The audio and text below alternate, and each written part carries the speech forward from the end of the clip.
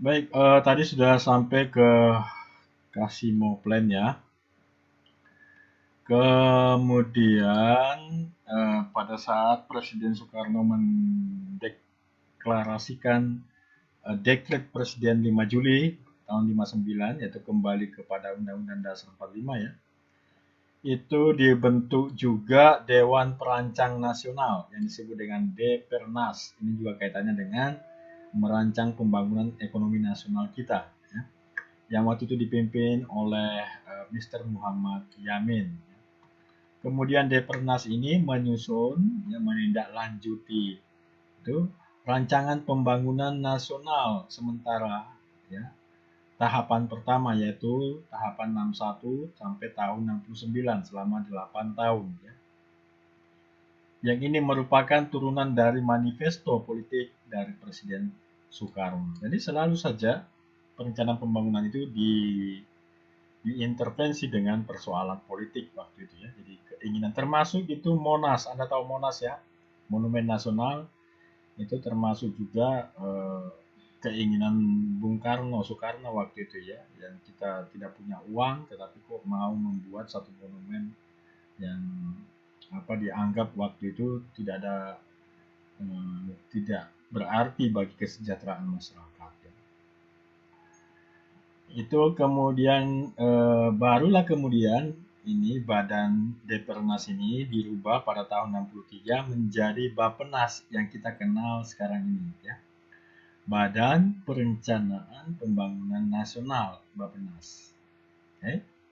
Jadi Bapenas ini sudah ada sejak tahun 63, diawali dengan dibentuknya ya Depernas ya, Dewan Perancang Nasional ya, yang tugasnya menyusun rancangan pembangunan nasional sementara berencana tahapan pertama tahun 61 sampai tahun 69 ya. Jadi pelaksananya adalah Depernas yang kemudian berganti nama menjadi Bapenas yang kita kenal sekarang ini sebagai lembaga yang menyusun perencanaan pembangunan nasional di Indonesia. Oke. Baik, kemudian tadi sudah saya cerita bahwa tahun 66 terjadi pemberontakan lalu diambil alih oleh Pak Harto dengan terbitnya Surat Perintah 11 Maret ya, yang kita kenal dengan Super Semar. Nah, Pak Harto kemudian memimpin ya, di awal kepemimpinannya itu beliau melakukan stabilisasi politik dulu ya, stabilisasi politik. Lalu kemudian barulah di awal tahun 70-an itu dibuatlah satu perencanaan pembangunan yang dikenal dengan istilah Repelita. Rencana pembangunan 5 tahun yang meliputi setiap 5 tahunan ya. Yaitu 5 tahun itu ada perencanaan pembangunan. Yang pertama adalah Repelita pertama tahun 69 sampai 74. Nah, Repelita inilah menjadi acuan pembangunan waktu itu. Ya, berdasarkan GBHN. Dulu ada istilah GBHN, Garis Besar Haluan Negara, dan sekarang sudah tidak ada ya. Repelita yang dibawa kepemimpinan Soeharto itu berlaku terus sampai saat reformasi yang saya cerita di awal tadi, yaitu tahun 98. Ya. Jadi Repelita 1 sampai 5 ini ya, ini adalah pembangunan jangka panjang, yaitu dulu ditegaskan yaitu untuk meningkatkan pertumbuhan ekonomi ya dan pemerataan. Itu jargonnya dulu pemerintah ya. Lalu setelah Repelita 5 masuk ke Repelita 6 itu diharapkan Indonesia sudah take off. Apa itu take off? Yaitu lepas landas. Anda sudah mendapatkan mata kuliah ekonomi pembangunan ya. Salah satu teori ekonomi pembangunan itu dari siapa? Robert Lewis. Ya. Apa kata Robert Lewis itu tentang tahapan pembangunan? Coba saya tanya Berto. Halo Berto. Halo Pak, Ya, bagaimana tahapan pembangunan menurut Lewis?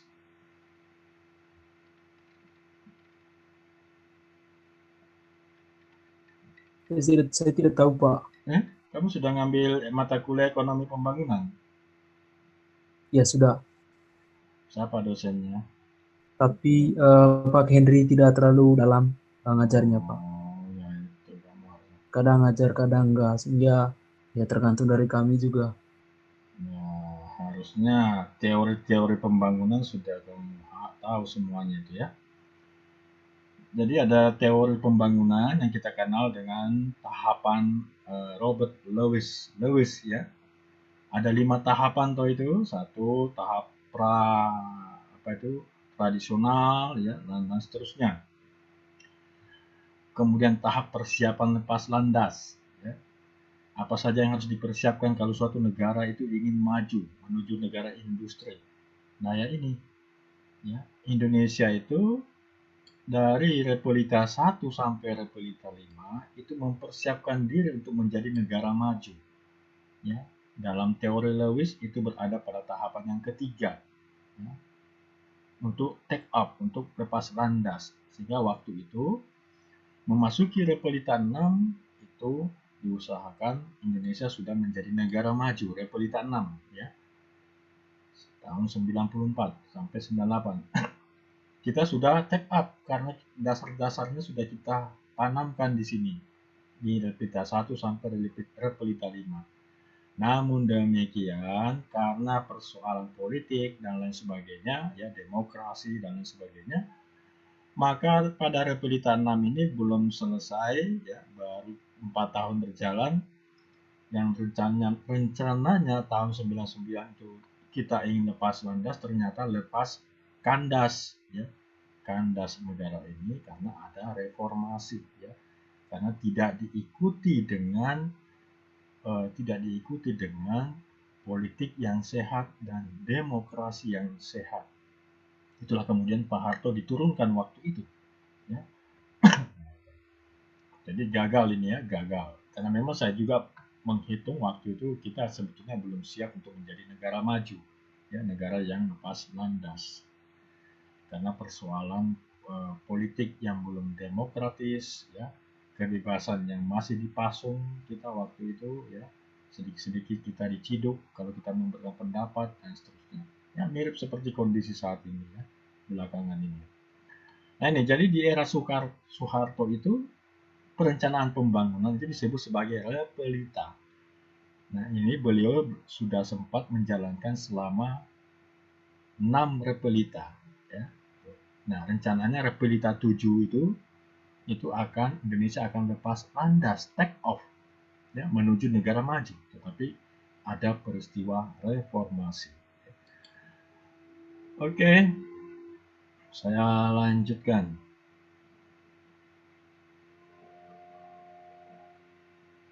Saya lanjut dulu mengenai perencanaan pembangunan. Ya, nah ini saudara sekalian. Nah, ada nggak yang kenal foto ini? Pernah nggak kamu di SD, SMP, SMA? Ini nih fotonya siapa nih yang saya kasih centang merah ini? Nggak ada ya? Waduh, kamu harus baca sejarah ya. Penting ini. Sejarah memang masa lalu, tapi tanpa sejarah kita tidak ada saat ini. Ini adalah Pak Wijoyo Nitisastro, ya, Menteri Ekonomi kita waktu itu. Termasuk juga pertama itu adalah Bapak Sumitro Joyo Hadikusumo, ya, itu bapaknya Prabowo Subianto. Lalu di eranya Soeharto itu diganti oleh Bapak Wijoyo Nitisastro, ya. Lalu kemudian oleh Bapak Sumarlin dan seterusnya. Lalu kemudian Bapak Emil Salim yang sekarang masih hidup itu sebagai Menteri Lingkungan Hidup ya. Pak Emil Salim sekarang masih hidup ya, yang lain sudah meninggal ini. Nah, saudara sekalian, hal yang penting yang saya sampaikan pada perencanaan pembangunan di eranya Orde Baru, di era Soeharto, itu adalah rencana pembangunan 5 tahun. Istilahnya dulu ya, rencana pembangunan 5 tahun atau repelita. Repelita ini merupakan turunan dari GBHN yang ditetapkan oleh MPR. GBHN itu garis-garis besar haluan negara yang harus ditaati oleh setiap pemerintahan di Indonesia waktu itu. Nah, dari Repelita inilah kemudian menjadi Sarlita, ya, yaitu perencanaan setiap tahun, sasaran Repelita tahunan. Jadi ada perencanaan 5 tahun, lalu ada perencanaan 1 tahun. Ya. Nah, yang paling penting juga di eranya Pak Harto adalah trilogi pembangunan. Nah, inilah saya yang mengalami ini saya kira bagus sebetulnya ya. Ini perencanaan pembangunan Pak Harto dibandingkan perencanaan pembangunan sekarang ini. Saya lihat masih amburadul ya. Nah, di eranya Orde Baru, Pak Harto itu ada disebut sebagai trilogi pembangunan. Ya, 3 hal utama di dalam pembangunan apa saja? Yaitu stabilitas nasional, pertumbuhan ekonomi, pemerataan pembangunan, dan hasil-hasilnya. Jadi waktu itu fokus, ya. Misalnya saja, Repelita 1 sampai Repelita 2, ya, pemerintah fokus pada stabilitas nasional. Yang pertama, disusul kemudian pertumbuhan ekonomi, disusul kemudian pemerataan pembangunan. Oke, itu fokusnya. Lalu pada Repelita 3 dan 4, ganti lagi fokus. Pemerintah fokus pada pertumbuhan ekonomi, ya, pemerataan pembangunan, dan stabilitas nasional. Begitu seterusnya. Jadi melihat kondisi, kalau stabilitas keamanan kita sudah baik, maka fokusnya beralih ke yang lain, ya. Pertumbuhan ekonomi, pemerataan pembangunan, baru kemudian stabilitas nasional. Nah, sekarang ini kan kita tidak tahu ya, arahnya kemana, ya, pembangunan kita sekarang ini. Yang digembar-gemborkan adalah infrastruktur dan seterusnya. Nah, inilah Repelita ya, kamu bisa lihat di situ masing-masing Repelita punya target, ya, punya sasaran. Ya. Ada 6 Repelita, silakan kamu baca. Oke. Nah, kemudian saudara sekalian, ini kamu silakan dibaca sendiri pencapaian ekonomi di era Soeharto ya dibandingkan saat ini seperti apa. Nah, yang menarik lagi di dalam pemerintahan Orde Baru adalah bahwa di era itu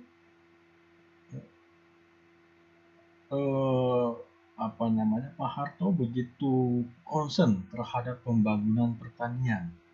Mengapa demikian? Karena beliau tahu bahwa negara kita adalah negara agraris yang harus membangun pertaniannya. Nah, oleh karena itulah di eranya Soeharto kita mengalami swasembada beras. Sekarang ini malah kita impor beras. Lucu ya. Nah, apa itu fokus pembangunan pertanian? Yaitu satu, ya, penyebaran teknologi di bidang pertanian, pemberian pupuk, bibit, dan lain sebagainya. Kemudian pembangunan infrastruktur fisik, irigasi, bendungan, dan lain sebagainya. Jadi ini sudah ada di eranya Soeharto, tapi ada pemimpin sekarang ini yang mengklaim kita sudah membangun irigasi sekian ribu, kita sudah membangun bendungan sekian. Nah, ini kan sudah ada dulu perencanaannya. Ya, gitu loh, pahamnya maksud saya. Nah, dan hasilnya ada waktu itu. Ya, kita waktu itu mengimpor beras ya dari tahun 1970, kita masih impor tinggi, puncaknya pada tahun 1979. Lalu pelan-pelan kemudian sampai pada tahun 1987 ya oleh FAO. FAO itu adalah FAO Food and Agriculture Organization ya, organisasi PBB di bidang makanan dan pertanian. Itu memberikan penghargaan kepada Indonesia karena bisa swasembada beras. Ya. Impor kita tinggal 5 ton, Nah, tapi produksi beras kita mencapai 3.000, kurang lebih 3.000 juta, 3.000 juta ton. 3.000 juta ya. Ya, 3.000 ton ya, 3 juta ton ya. Kita sudah swasembada beras ini sejak 87 ya. Tapi sekarang ini Anda tahu toh, minggu lalu ceritanya kita malah mau impor beras. Ya. Lalu kemudian Presiden mengumumkan kita tidak boleh impor beras sampai 6 bulan kemudian. Lalu kemudian mengatakan bahwa Indonesia itu sudah selama 3 tahun tidak pernah mengimpor beras. Tetapi faktanya data BPS menunjukkan kita itu masih impor beras sejak sampai tahun 2020. Loh kok malah ngomong sudah 3 tahun tidak impor beras ini. Bahaya ini ya kita kebohongan publik ini. Ini ya di eranya Orde Baru ini justru kita itu menghasilkan beras sangat luar biasa, kita malah menjual beras ke negara lain ya. Ini kok sekarang kita mengimpor beras itu kenapa bisa? Pembangunannya apa ini ya? Pembangunan kok bisa jadi begini? Padahal kita adalah negara yang agraris. Nah ini saudara sekalian lihat ini pembangunan jaringan irigasi sudah ada sejak dulu.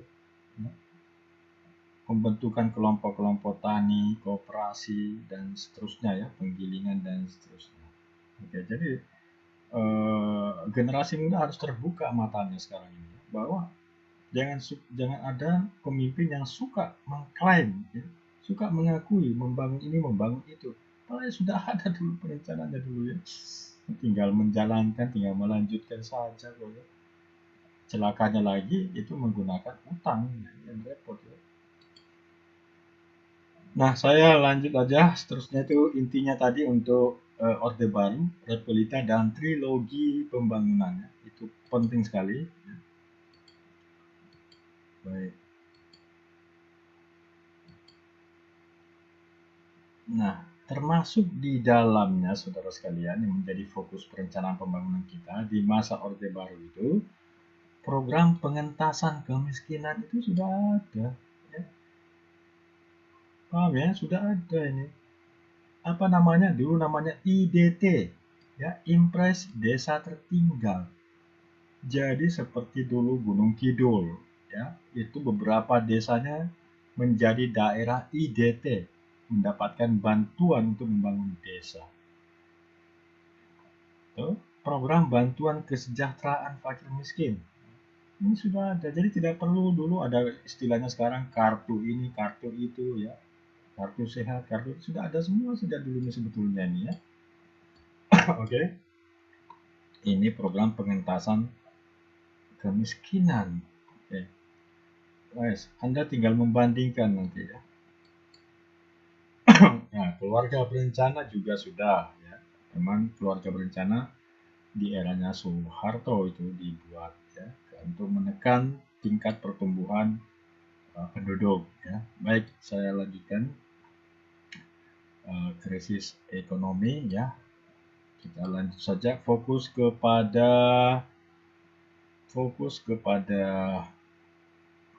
perencanaan pembangunan. Silakan yang lain Anda bisa membaca-baca ya.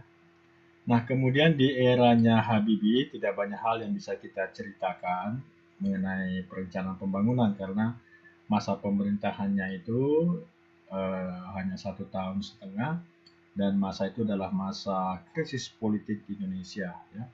Kita sangat krisis politik, banyak terjadi kekacauan di mana-mana, ya, tuntutan daerah juga meningkat waktu itu untuk adanya otonomi dan seterusnya ya. Hanya ada beberapa, jadi tidak banyak hal yang terkait dengan pembangunan ekonomi waktu itu ya, karena juga kita disibukkan dengan persoalan Timor ya, yang ingin melepaskan diri dari Indonesia menjadi Timor Leste sekarang ini. Nah, kemudian di era Gus Dur ini mulailah otonomi daerah ya, yang kita kenal sekarang ini otonomi yaitu penerapan desentralisasi fiskal. Okay. Oke, nanti Anda bisa baca capaian. Nah, kemudian di eranya Megawati ini juga lebih banyak bergelut dengan masalah internal, masalah politik juga ya, termasuk dalamnya adalah pemberantasan korupsi. Oke.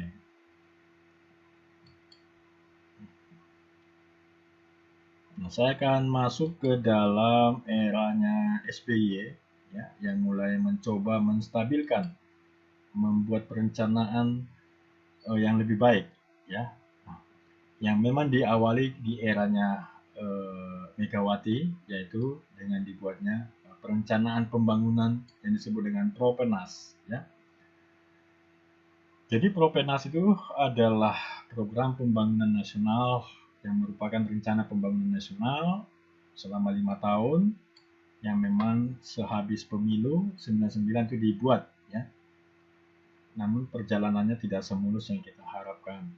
Kenapa? Karena satu, GBHN ya, yang merupakan landasan daripada Propenas ini itu kemudian dicabut ya, tidak diberlakukan lagi, justru malah ada amandemen Undang-Undang Dasar waktu itu ya. Jadi kita memang disibukkan dengan persoalan politik waktu itu. Nah, dibandingkan dengan Republita, Anda lihat ini, maka ada perbedaan paradigma ya. Republita itu sifatnya komprehensif, bersifat nasional. Jadi kalau Pak Harto mengatakan pertanian harus dikembangkan, harus dibangun, maka seluruh ya secara nasional harus berbuat seperti itu. Ya. Sementara Propenas, ya program pembangunan nasional itu bersifat skala prioritas, ya mana nih yang harus dibangun dulu, apa dulu yang harus dibangun dan seterusnya. Ya. Oke, Propenas itu diturunkan menjadi ya kemudian di breakdown menjadi rencana pembangunan tahunan yang kita sebut dengan REPETA yang di dalamnya memuat tentang APBN. Nah, Anda baca sendiri ada beberapa agenda terkait dengan Propenas ini, yaitu tadi sudah saya sampaikan, ini mirip dengan trilogi pembangunannya Orde Baru ya, upaya untuk mempertahankan kesatuan dan persatuan serta meningkatkan kehidupan demokrasi. Nah, inilah yang menjadi masalah kita dulu ya. Masalah politik, masalah kebinekaan dan seterusnya. Kita disibukkan dengan itu. Dan masalah korupsi waktu itu yang Oke, kemudian kita tahu bahwa di era itu juga GBHN dicabut karena dianggap ini adalah produk daripada Orde Baru. Padahal sebetulnya GBHN itu bagus ya, itu sebagai landasan pembangunan sebetulnya, landasan bernegara dan berbangsa. Tapi ya dicabut karena dianggap produk Orde Baru. Lalu kemudian untuk mengganti GBHN itu dibuatlah Undang-Undang Nomor 5 Tahun 2004 tentang sistem ya SPPN, Sistem Perencanaan Pembangunan Nasional. Nah, ini kita akan bahas setelah UTS ya. Sistem Perencanaan Pembangunan Nasional yang di dalamnya ada rencana pembangunan jangka panjang nasional selama 25 tahun ya, yang diikuti juga yang di breakdown diturunkan menjadi RPJM, rencana pembangunan jangka menengah, yaitu selama 5 tahun. Itu ya. Oke. Nah, inilah mulai sejak ini rencana pembangunan itu berubah bentuk ya. Ada RPJPN yang kemudian pelaksanaannya dalam bentuk RPJM. Nah, kita masuk ke eranya SBY ya.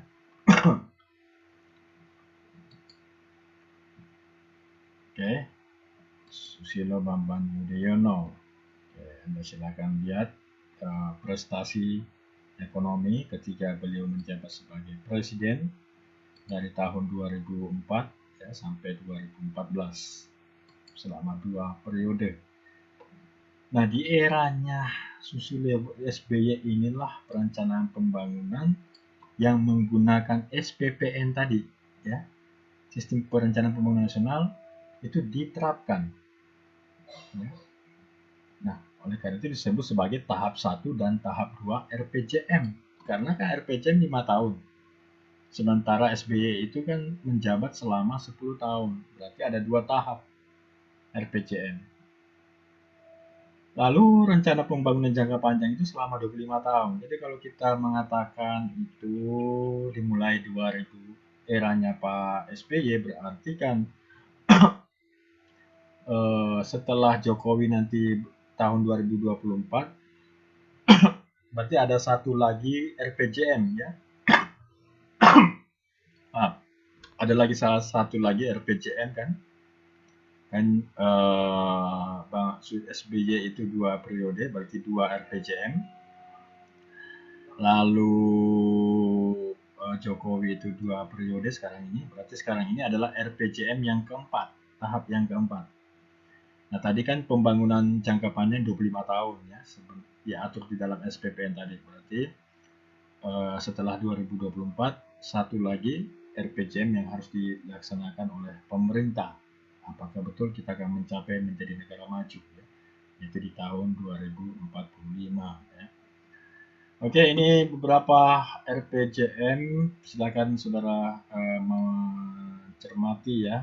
RPJM 1 apa sasarannya, RPJM 2 di masanya SBY apa sasarannya, lalu di RPJM sekarang ini ya, periode pertama Jokowi apa saja yang menjadi sasarannya, apakah perencanaan ini sesuai dengan hasil yang kita nikmati sekarang ini atau ada melenceng dan lain sebagainya ya. Lalu RPJM 4 sekarang ini ya 2020 sampai 2024 yang isinya adalah mewujudkan masyarakat Indonesia yang mandiri, maju, adil, dan makmur melalui percepatan pembangunan di berbagai bidang dengan menekankan terbangunnya struktur perekonomian yang kokoh berlandaskan keunggulan kompetitif di berbagai wilayah yang didukung oleh SDM berkualitas dan berdaya saing. Nah, saudara sekalian, apakah Anda merasa bahwa ya, ini sudah berjalan memasuki tahun kedua? Ini sudah tercapai belum ya? Ada nggak yang sudah tercapai ini? RPJM sekarang ini? Atau Anda merasa enggak ya? Anda merasa bahwa apa yang dicantumkan di dalam RPJM ini akan mengarah, kondisi sekarang ini akan mengarah kepada cita-cita daripada RPJM ini. Atau balik ke bawah, RPJM 3 memantapkan pembangunan secara menyeluruh di berbagai bidang dengan menekankan pencapaian daya saing kompetitif perekonomian berdasarkan keunggulan sumber daya alam dan sumber daya manusia yang berkualitas dan kemampuan iptek yang meningkat. Nah, apakah Anda merasa bahwa ini sudah tercapai RPJM 3 ini? Karena sudah lewat ya. Oke, kita kembali ke masing-masing ya dengan pandangan objektif, logis, ya, ilmiah. Tentunya kita bisa memberikan argumentasi. Jadi ada 3 kunci di dalam RPJM ini. Yang pertama adalah memperkokoh struktur perekonomian kita, kemudian meningkatkan keunggulan bersaing wilayah. Jadi masing-masing wilayah harus mempunyai daya saing yang tinggi, kemudian meningkatkan sumber daya manusia yang berkualitas. Kalau yang ketiga ini harusnya ya siapa saja boleh kuliah ya, bebas uang atau ada subsidi gitu kalau mau meningkatkan SDM yang berkualitas. Ya, itu di eranya SBY ya sampai RPJM yang kedua. Nah, kemudian sudah ada pembangunan MPEI juga. Ya, kemudian di eranya Jokowi itu kita kenal fokus kepada pembangunan infrastruktur ya. Nah, silakan Anda membaca membanding-bandingkan dengan perencanaan pembangunan sebelumnya ya. Baik, saudara sekalian, Kalau untuk Jokowi Anda bisa membaca sendiri ya. Itu pertama diawali dengan nawacita, ada 9 cita-cita pembangunannya. Apakah semua sudah tercapai nih selama satu periode? Nah, silakan Anda menilai sendiri. Kemudian perencanaan pembangunan di era Jokowi itu masuk kepada tahap ketiga dan keempat sekarang ini ya. Jadi tahap ketiga ini apakah sudah tercapai ya selama masa pemerintahan Jokowi? Nah, sekarang masuk ke RPJM yang keempat ya. Oke. Nah, ya pembangunan infrastruktur. Baik, saudara sekalian, itu saya kira yang perlu saya sampaikan ya, dengan waktu yang singkat ini. Kalau sekiranya ada pertanyaan, saya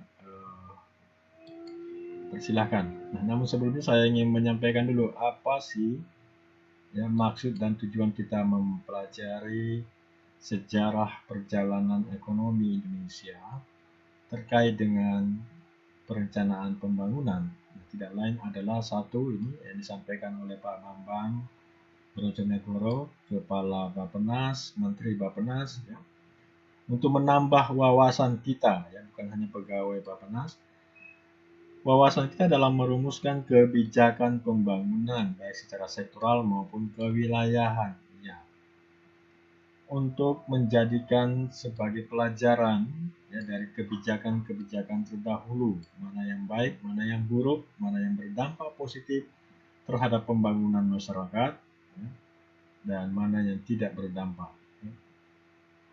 Kemudian mempelajari risiko yang diambil dari setiap kebijakan. Okay.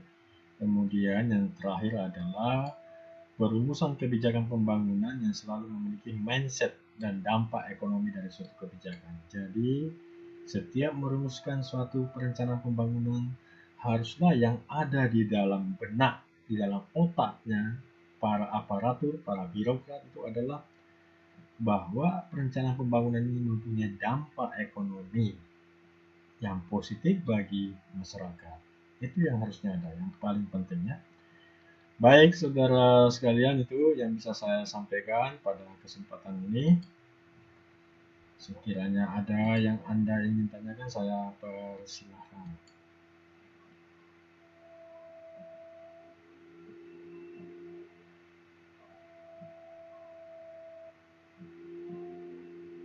Silakan, ada pertanyaan?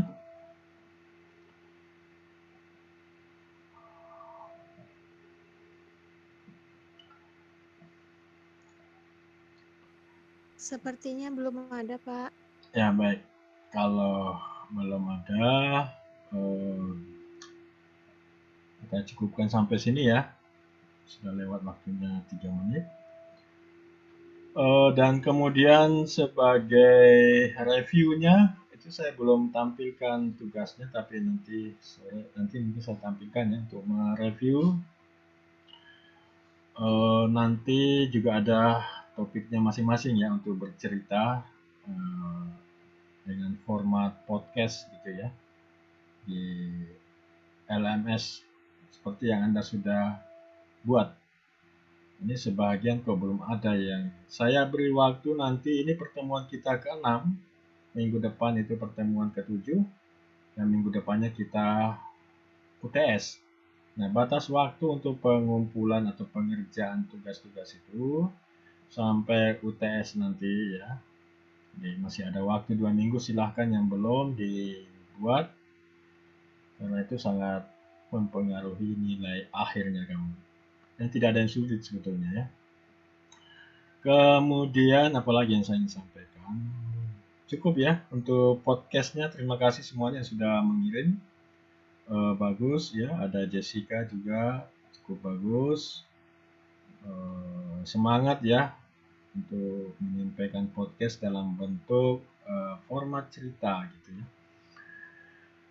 Dan begini, kalau Anda podcast itu memperkenalkan dirinya tidak perlu menyebut nomor mahasiswanya ya, cukup nama, kemudian mungkin sebagai mahasiswa prodi ekonomi pembangunan, Dilengkapi Prodi Ekonomi Pembangunan, Fakultas Ekonomi dan Bisnis, Universitas Jana Badra, Yogyakarta. Gitu ya. Kalau cuma kamu nyebutin saya Nur Fitriani dengan nomor mahasiswa ini dari program studi ekonomi pembangunan, karena nggak tahu ya, prodi ekonomi pembangunan banyak.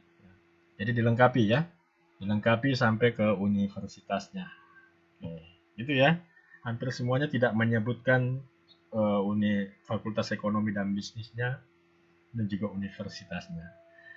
Ya, untuk podcast-podcast berikutnya pada saat pembukaan.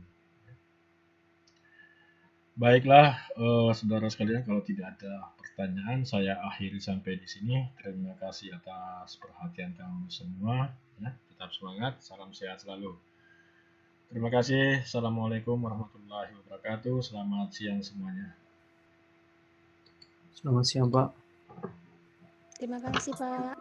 Assalamualaikum warahmatullahi wabarakatuh.